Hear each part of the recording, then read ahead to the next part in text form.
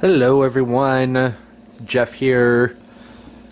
I had a bit of a catastrophe last night. Don't even really know where to begin. Well, it was actually 2 nights ago.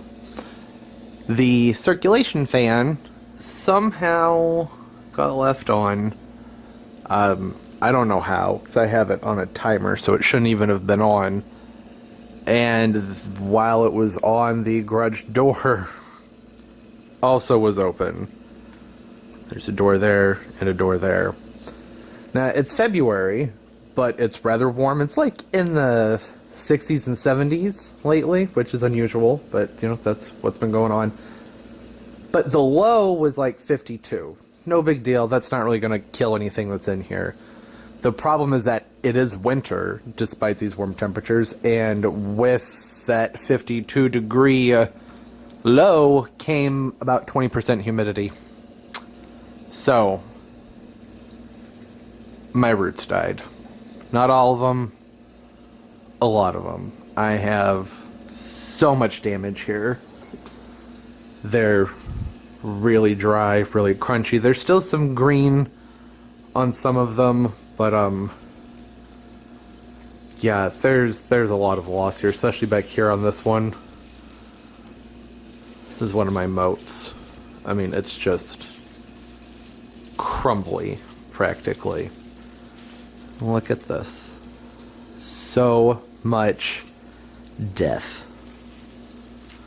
That's annoying. Don't you know I'm recording? Stop it. Okay, I can't make it stop. Not right now. So, what am I going to do about this?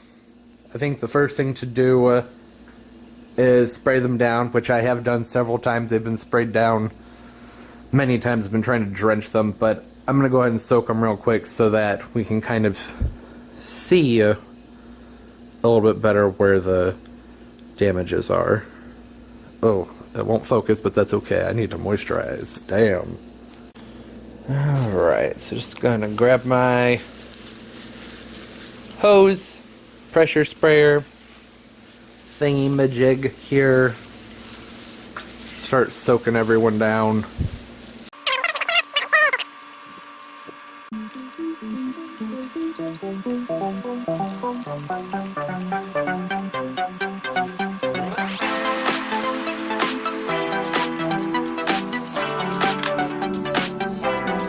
Okay, they're all wet now. I can actually...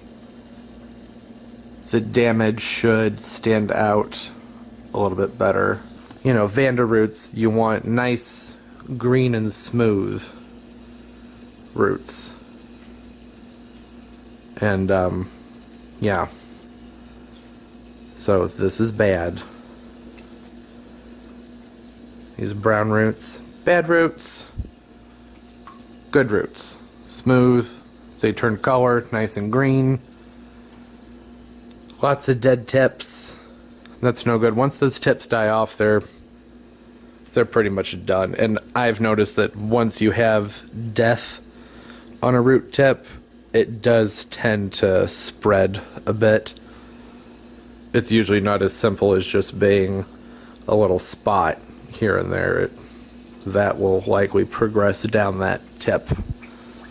So I'm going to have to keep these guys really, really wet without drowning them. I don't want, you don't want water down there inside of them because you'll rot them. So I am going to, man, that's a lot of tip death.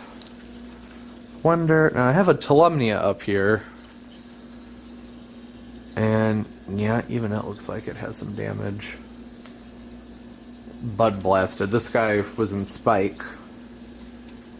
And, there might still be some hope left inside that one spike. Just too much wind. Okay, so, I have something I do with my Vandas when it's really hard to keep them nice and moist. And I like to wrap them up. These are just cut up t-shirts, old shirts. They've been used a few times, so they have some fertilizer stains on them. But they're clean. The nice thing about these is you can wash them. Just don't use any detergents. If you do use a bleach, make sure you're running an extra rinse cycle on them. Probably wouldn't hurt to use a bleach in case you're worried about cross-contaminating. But I went through here and I pulled up these pieces of wire. A couple of them on the Vandas that are closest to the fan. And what I'm going to do here is just soak them down like so. And then I will wrap them around those pins. So I'm going to do that. Can't do it with the camera in my hand. Don't want to risk breaking my new camera. So, be right back.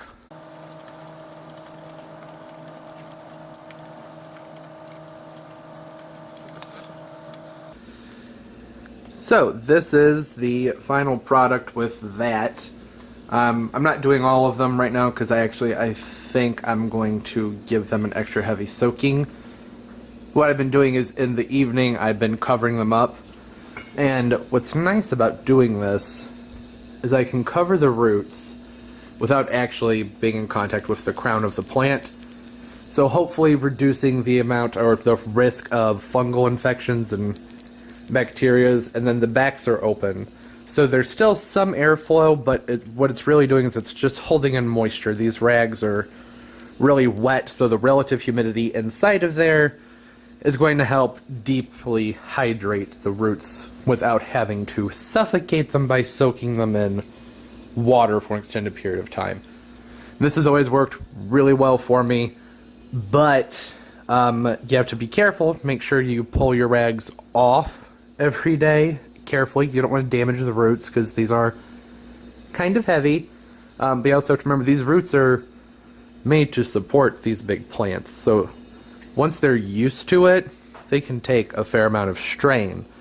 But when they dry, you risk peeling off that vellum. That's the outer, that's the spongy. It's what we see. The root is the tiny string that's in the side of there. So that's one thing to take note of. But I'm hopeful. There's still a fair amount of green on most of these guys. I think they'll be okay. I'm going to try and stay positive with this. It's just a setback over something stupid that could have easily been avoided. But, you know, mistakes happen. Could have been worse. If it were a typical February day, these would probably be dead because the temperature would have been about 15 degrees. So, from that perspective, it's all good. Just a little setback. Just need to rehydrate them and trim off the deads, which I will probably wait to do for a while. I don't like to take scissors to my orchids when they're in the grow space. Not if I don't have to.